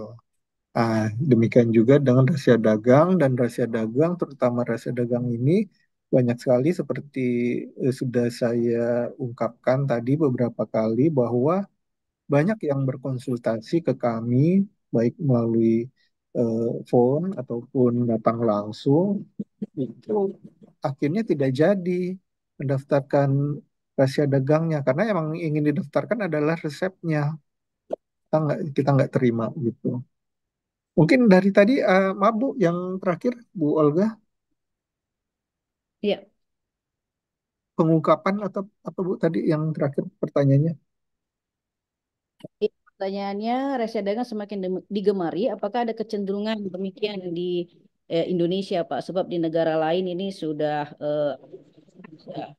trending untuk di rahasia dagang begitu. Nah, terhadap masalah penyimpanan data di cloud system yang rentan bisa diretas pihak lain sehingga penyimpanan data rahasia di cloud bisa berbahaya. Ya, kalau di Indonesia belum ya, Bu. Nah, terkait penyimpanan rahasia juga karena sifatnya yang kalau di kita ya yang didaftarkan adalah atau yang ya itu hanya pencatatan bukan didaftarkan rasanya sepertinya aman-aman aja ya Bu ya. Seandainya pun ada masalah sistem penyimpanan gitu. Terima Hmm, kasih. Baik, Pak. Ini menarik sekali ya antara paten dan rahasia dagang ini ada titik singgung ya, Pak ya. Iya, Singgung yang ya kalau disimpan rahasianya masukkan ke rahasia dagang. Kalau mau iya, apa dipatenkan wajib dibuka ya Pak ya. Rahasianya iya. wajib dan perlindungannya terbatas. Nah, memang masih banyak yang belum memahami terkait jenis-jenis kekayaan intelektual karena itu tadi Pak rahasia dagang kan dia tidak perlu didaftarkan, cukup dicatatkan. Nah, sedangkan paten itu kan wajib didaftarkan begitu ya Pak ya. Mm-mm. Didaftarkan itu ya harus dibuka, harus diinformasikan itu apa Betul. ininya begitu. Nah, sedangkan rahasia dagang kan tidak kebalikan ya harus ditutup rapat-rapat rahasia informasinya sehingga masih dilindungi. Baik, Ibu Olga semoga tercerahkan Ibu atau mau dilanjutkan ditanyakan Bu? Baik. Kita lanjut Pak. Waktu kita masih ada Pak. Siap, Bisa kita tanya jawab ya Pak ya. boleh. Ibu Dr. Haja Sri Utami Pak. Nah, ini pertanyaannya.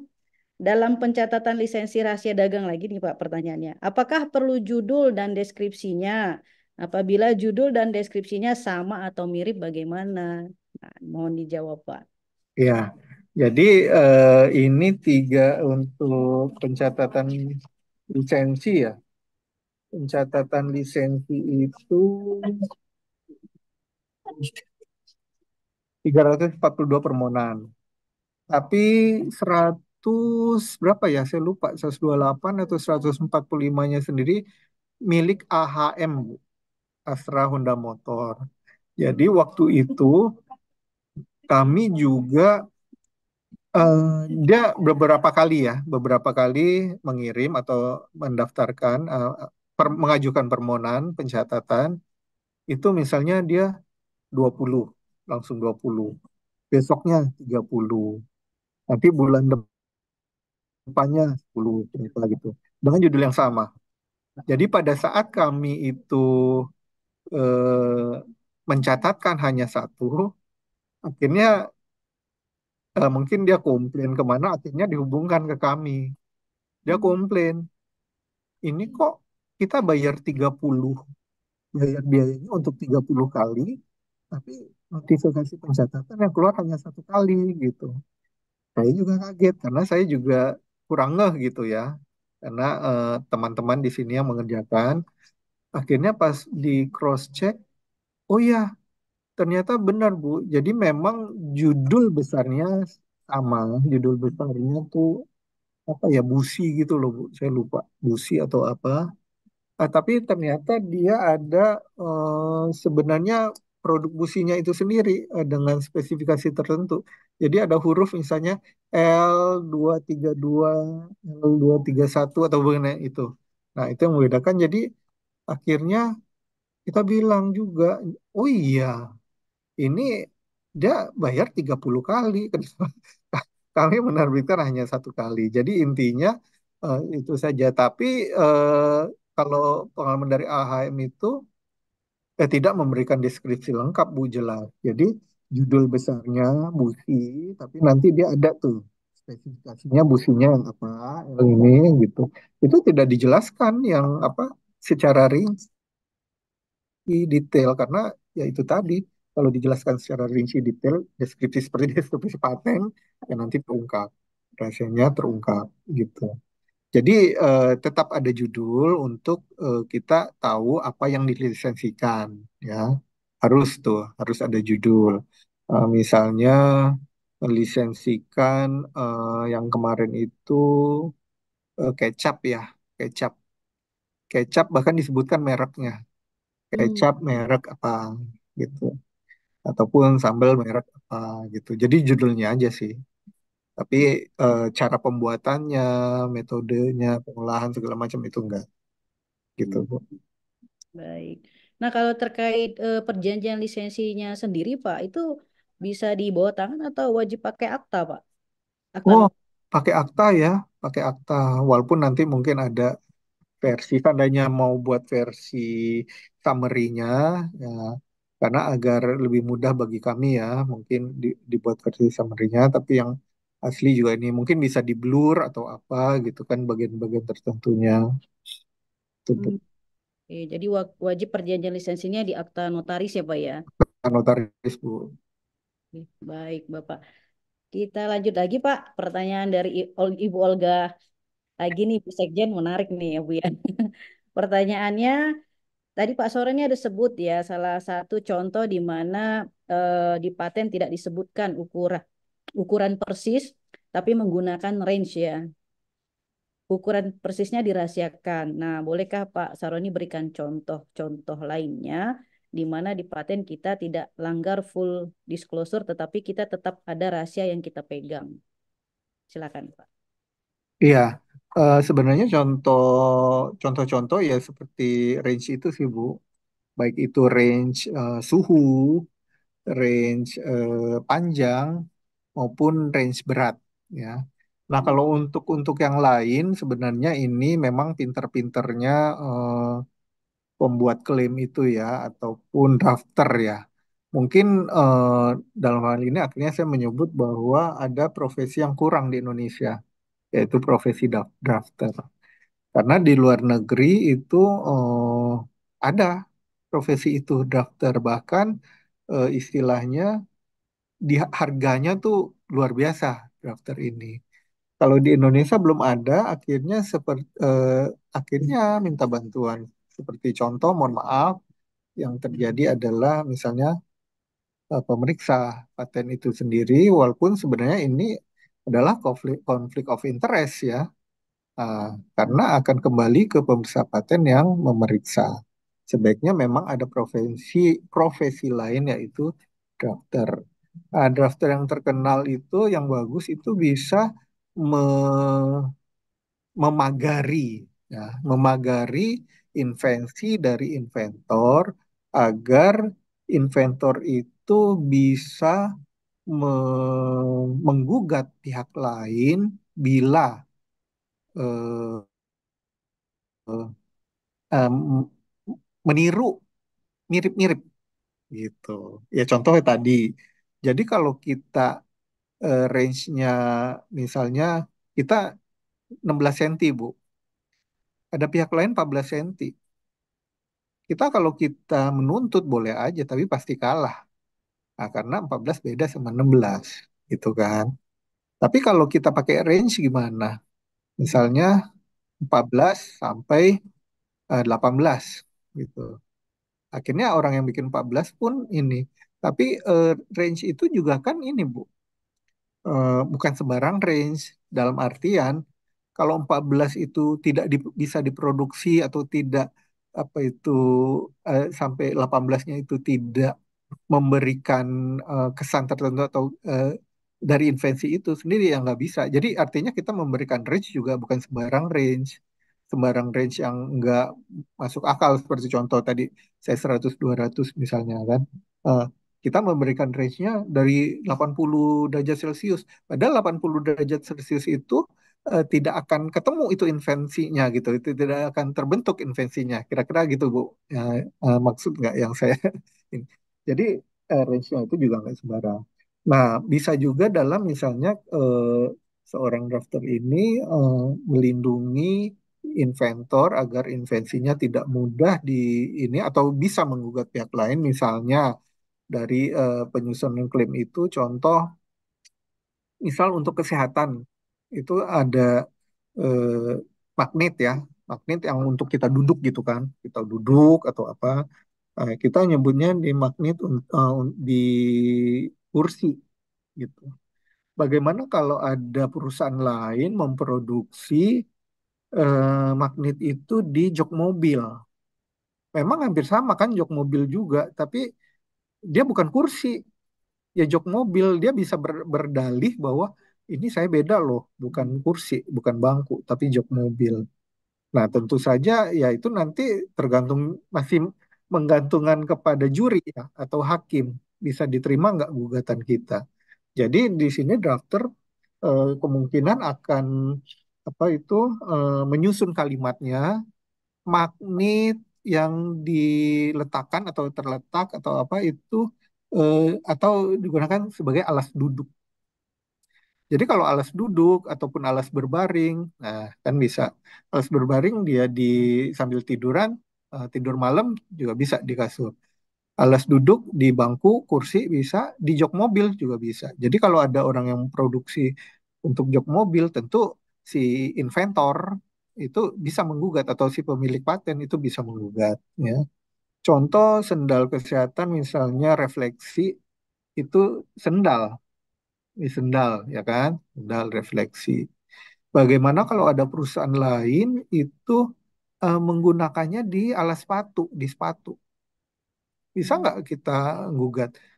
Ya takutnya kalah kan gitu, karena juri ataupun hakim yang di persidangan akan melihat, loh ini dia sepatu loh, bukan sendal. Itu suatu objek yang berbeda ya. Satunya sendal, satunya sepatu. Nah, mungkin di sini lebih baik dalam penyusunan klaim itu drafternya akan menyarankan penyusunan bahasanya itu adalah eh, suatu apa refleksi di alas kaki gitu.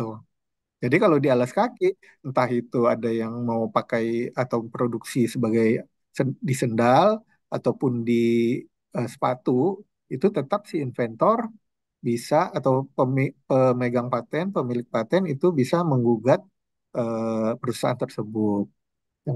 Mungkin gitu Bu ya. Baik. Terima kasih Bapak. Gimana Ibu Olga? Semoga tercerahkan. Iya, jadi ada eh, bagian-bagian ya Pak tertentu yang mana dia dimasukkan ke paten, yang mana yang dia mau dilindungi dengan rahasia dagang. Jadi ada trik-triknya ya Pak ya untuk perlindungannya. Baik, apakah masih ada lagi pertanyaan? Sebentar Pak, ini ada lagi yang masuk dari Dokter Hajasri Utami mau bertanya lagi. Oh, menarik Pak, semakin sore semakin banyak yang bertanya nih Pak. Waktu kita masih ada, kita bacakan ya Pak ya. Apakah judul, deskripsi, dan lainnya terkait pencatatan lisensi rahasia dagang maupun pengalihan hak atas rahasia dagang dapat di-search, dapat dicari ya maksudnya, dan di mana dicarinya Pak? Silakan Pak. Ya, mohon izin Bu, karena memang kita belum menyiapkan terkait rasa dagang ini masih boleh dibilang masih agak baru. Memang belum ada tuh di kalau apa kalau kita mencari merek atau paten kan di PDKI ya, PDKI. di PDKI itu belum Bu. Rasa dagang belum. Bahkan kami sedang menyiapkan seperti tadi yang ditanyakan Pak Andreas itu berita resminya, nanti berita resmi rasa dagang. Ya, Hmm. salam hormat buat Bu Sri Utami. Jadi belum ya, belum seperti merek yang bisa di-search gitu. Belum, belum. Menuju ke sana ya Pak. Ya, betul. Ke sana. Baik. Nah, tadi Bapak sampaikan untuk pencatatan perjanjian lisensi itu kan ada 342 permohonan ya, Pak ya.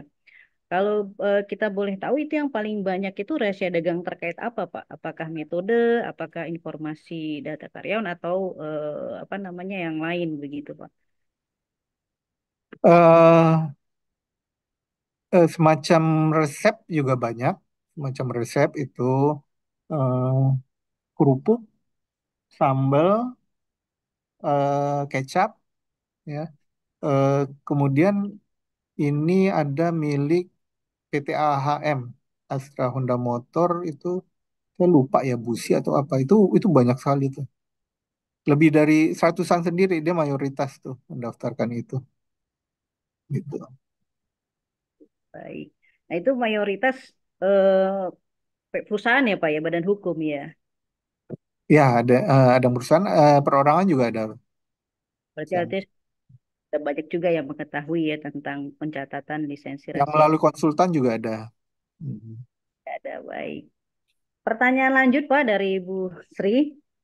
Bagaimana apabila pemilik memilih rahasia dagang tetapi digugat dengan sertifikat merek atau sorry, tetapi digugat dengan sertifikat paten atau paten sederhana gitu. Pemilik memilih rahasia dagang tetapi digugat dengan sertifikat paten atau paten sederhana. Ini pertanyaan Sri Utami. Silahkan Pak. Ya, jadi memang ya itu tadi, ini akhirnya juga eh, kami kesulitan dengan database ya Bu. Tadi juga ini ada hubungannya juga dengan database. Tadi rahasia dagang memang belum bisa di search gitu.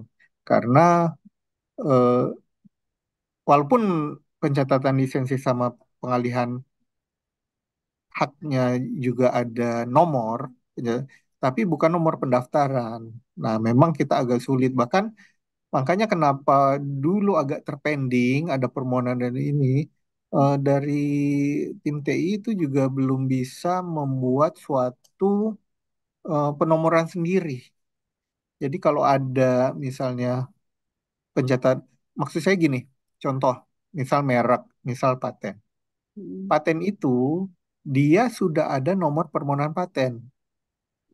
Nah, misalnya P00 2018 00 100 misalnya. Nah, setelah granted, diajukan 2018 misalnya, granted 2022 misalnya. Nah, akhirnya pas granted itu dapatlah nomor IDP ya, nomor registrasi. IDP 0080 100 misalnya, 80.100. Jadi ada nomor permohonan, ada nomor registrasi. Nah, barulah mengajukan pencatatan lisensi terhadap paten tersebut. Hmm. Ada nomor pencatatan lisensi lagi. Nah, yang kesulitan di database rahasia dagang ini tidak ada nomor induknya, gitu. Karena tidak ada pendaftaran rahasia dagang, ya kan? Sedangkan pencatatan lisensi paten itu ada nomor permohonannya. Misalnya nomor permohonan P00 2018 sekian, kemudian IDP 0080.100 misalnya. Baru ada, jadi dia nginduk ya, nginduk gitu. Tapi kalau rahasia dagang nggak ada. Nah, akhirnya sampai saat ini pun ini. Jadi kami juga beberapa kali dipending, akhirnya ini gimana nih? Dari 2017 juga sudah mengajukan permohonan. Hmm. Walaupun alhamdulillah akhirnya waktu itu bahkan sempat saat itu kita masuk ke IPAS tuh permohonannya sebagai bentuk permohonan. Akhirnya karena dianggap bukan bentuk permohonan itu dipindah oleh tim TI. Saya kurang mengerti secara teknis, tapi intinya eh, permohonannya dipindah bukan ke permohonan, karena itu memang bukan permohonan, tapi hanya eh, pengajuan pencatatan, permohonan pencatatan, bukan permohonan rahasia dagang itu sendiri. Jadi memang masih agak sulit itu untuk kita eh, dapat database ya, seperti itu. Ya. Tadi gimana, Bu Sri? Izin. Bagaimana apabila pemilik memilih rahasia dagang tetapi digugat dengan sertifikat paten atau paten sederhana? Itu Pak pertanyaannya. Ya, tentu perlu dilihat ya. Mungkin contoh tadi resep kecap misalnya. Resep kecap merek, eh, resep kecap merek, eh, merek Mandalika lah misalnya. Resep kecap merek Mandalika. Nah, dia misalnya melisensikan ke pihak lain. Nah, itu kan perlu dibuktikan juga dia pemilik ini apa bukan. Memang dalam ketentuan pencatatan lisensi itu ada bukti kepemilikan rahasia dagang. Tapi memang kita di sini bingung juga apa sih bukti dia pemilik rahasia dagang itu? Akhirnya di kami untuk pencatatan perjanjian lisensi rahasia dagang, dokumen bukti kepemilikan itu sifatnya pernyataan. Hmm. Sifatnya pernyataan bahwa kami pemilik eh, ramuan atau resep kecap merek Mandalika. Seperti itu. Nah, tapi kan perlu dilihat kalau misalnya ternyata sudah ada merek terdaftar, merek Mandalika yang bukan ini. Tentunya melalui proses hukum, proses pengadilan akan terbukti mana yang melanggar, mana yang tidak gitu. Intinya kalau misalnya memang ternyata ada merek nama yang sama, tentu dia harus ganti merek ya, karena dia tidak melanggar resepnya. Maksudnya resepnya dia memang pemilik itu. Saya rasa mudah saja.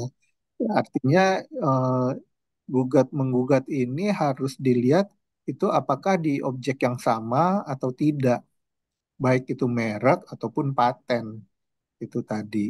Ya.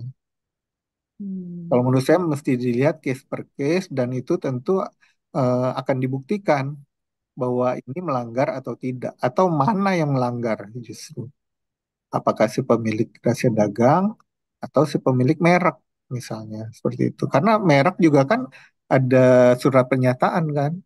Iya, Untuk tidak. merek itu ada surat pernyataan bahwa merek ini adalah merek saya dan tidak meniru pihak lain gitu. Nah, tentu saja karena kita asasnya apa prinsipnya first to file, ya kita tentu apa melakukan pencatatan terhadap yang pertama mendaftar. Tapi kan nanti ada di kemudian hari kan ada pembuktian bahwa kalau misalnya terbukti bahwa surat pernyataan itu tidak benar, artinya surat pernyataan itu dia apa tidak benar gitu kan. Di surat pernyataan itu kan menyebutkan bahwa saya pemilik merek dan tidak meniru merek lain atau pihak lain. Tapi ternyata bohong. Nah, itu kan bisa dibuktikan. Kalau menurut saya itu bisa dibuktikan di pengadilan. Hmm. Baik. Baik, Pak. Jadi intinya tetap nanti di pembuktian ya, karena kan Betul, rahasia ini kan tidak dibuka rahasianya, hanya betul. dicatat saja. Nah, persoalannya kan bagaimana menjaga rahasia dagang itu kembali lagi kepada si pemilik rahasia. Nah, undang-undang kan menyebutkan informasi dijaga kerahasiaannya secara patut dan layak. Nah, ini Pak, patut dan layak ini seperti apa nih, Pak? Contoh konkretnya dijaga oleh si pemilik rahasia dagang. Nah, justru itu. Jadi izin Pak siapa? Pak Gemak Bu, Pak Ari izin siapa namanya saya lupa. Itu pada waktu FGD kami tahun 2022 ya, 2 tahun yang lalu, itu kan justru menyarankan pendaftarannya itu ya kalau misalnya pengen ada pendaftaran, itu bukan resepnya yang didaftarkan atau bukan rahasianya, tapi justru langkah-langkah yang patutnya itu. Atau SOP di suatu perusahaan sebenarnya SOP-nya bagaimana sih untuk misalnya biar pegawai itu misalnya pegawai yang mengetahui resep rahasia itu tidak membocorkan. Nah, itu SOP-nya bagaimana. Nah, langkah-langkah yang patutnya ini yang didaftarkan. Tapi terus terang kami juga masih agak bingung rancu itu bagaimana penerapannya nanti dan juga dasar hukumnya. Dasar hukum dari bagaimana suatu langkah-langkah yang patut ini yang harus didaftarkan ke DJKI. Dasar hukumnya mana? Kan gitu. Ya. Izin nih Bu Sri Utami luar biasa nih karena ini paten juga nih kayaknya nih Bu Sri Utami. Pakar paten ini. Baik, pertanyaan terakhir Pak dari Ibu Martina Tambunan. Nah, ini tadi korelasinya dengan apa pembuktian ya. Apakah sudah pernah ada pelanggaran rahasia dagang di Indonesia yang cukup terkenal yang bisa kita jadikan pelajaran berharga? Jika ada, perkara apa boleh di-spill?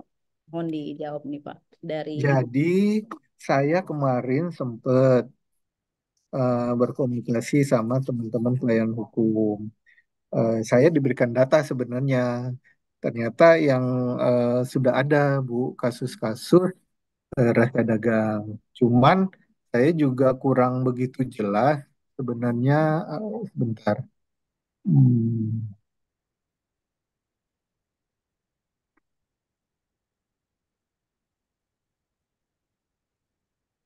Sebenarnya yang dimaksud dengan kasusnya itu, saya juga kurang jelas nih kasusnya tuh apa. Karena datanya sih terus terang dikasih dan tidak saya tampilkan karena saya kurang ini ya.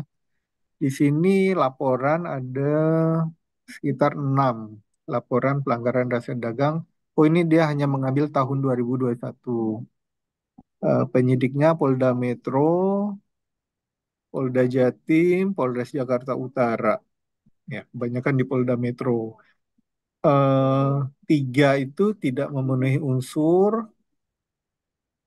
yang nomor 4 proses mediasi, yang kelima putusan percobaan, yang keenam tidak memenuhi unsur. Nah, ini hanya disebutkan nomor laporannya, sedangkan kasusnya juga kebetulan saya kurang tahu, Bu. Gitu. Tapi saya kalau terkait rahasia dagang kalau di Indonesia itu setahu saya terkait apa ya namanya hologram atau apa tuh yang terkait uang antara Peruri dan siapa ya, saya lupa, atau BI ya. Nah, pencetakan uang. Jadi walaupun ternyata eh, paten atau apa lisensi, tapi ya itu masih jadi rahasia untuk hologram atau apanya itu. Tidak ada, setahu saya sih kalau rahasia dagang belum ada yang menonjol ya kasusnya. Baik, Bapak. Terima kasih Pak atas penjelasannya, sangat memberikan wawasan sekali. Di sini ada Pak Suyud bergabung. Tadi juga ada pertanyaan buat Pak Suyud, Pak. Tapi waktu kita sudah habis ya, mungkin di lain waktu kita bisa diskusi kembali. Baik, terima kasih Pak Saroni atas penjelasannya, pemaparannya dalam judul efektivitas dan standar pelindungan rahasia dagang bagi pelaku usaha. Sedikit kita resume bahwa rahasia dagang adalah informasi yang bersifat rahasia yang tidak diketahui umum di bidang teknologi dan atau bisnis ya, dan mempunyai nilai ekonomis karena berguna dalam kegiatan usaha dan dijaga kerahasiaannya. Karena dia sifatnya rahasia maka dia tidak dibuka. Yang dilakukan bukan pendaftaran ke DJKI melainkan pencatatan lisensi rahasia dagangnya ya, atau pengalihan hak rahasia dagangnya ke DJKI, dan itu ada biayanya ya Pak, biaya PNBP-nya. Nah, ke depan sudah bisa mudah-mudahan diakses petikan resminya ya Pak ya, untuk dan melakukan search-nya terkait rahasia dagang sebagaimana jenis kekayaan lainnya, merek dan paten itu bisa di-search. Nah, demikian. Eh, Terima kasih sekali lagi kepada pemateri dan kepada para peserta yang sudah hadir. Untuk sertifikat, e-sertifikat dan materi itu ada linknya di chat, silahkan diklik dan diisi nama-namanya, nanti bisa langsung mendapatkan e-sertifikat kegiatan webinar ini. Baik, saya rasa cukup.